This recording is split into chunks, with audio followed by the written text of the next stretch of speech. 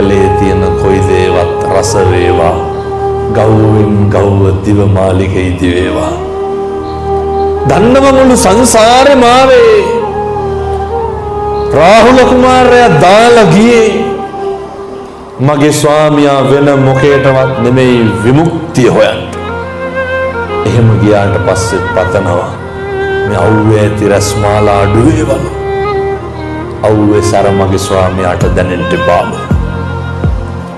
ගව්වෙන් ගව්ව දිවමාලිගේ ඉදි වෙන්න ඕනලු. කවුරු වෙනුවෙන්ද? මගේ ස්වාමියා වෙනුවෙන්. කවුද මේ පතන්නේ? යශෝදරා. පින්නත්නේ යශෝදරා දවසට එක වේලක් වළඳලා හිස මුඩු කරලා මාලිගාවේ ස්වාමියා වෙනුවෙන් ඉන්නවා. උපවාස කරනවා. මෙහෙම බිරින්දෑවරු නෙමේ දෝනේ. මෙහෙම බිරින්දෑවරු ඕනේ.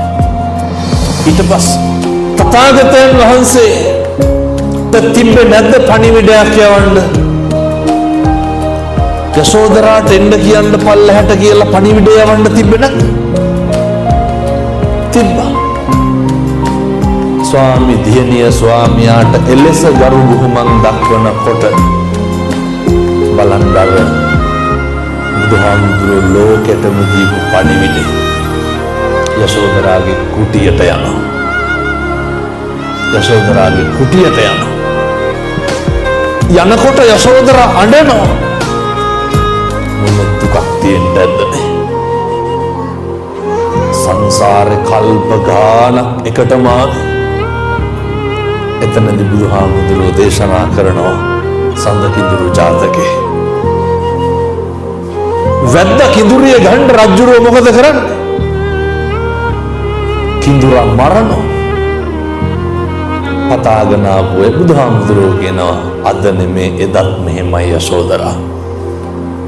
යශෝදරාගේ දුක කොච්චරද කියනවා නම් බුදුහාමුදුරුවෝගේ කකුල් දෙක අල්ලගෙන අඬනවා පින්නතුනේ.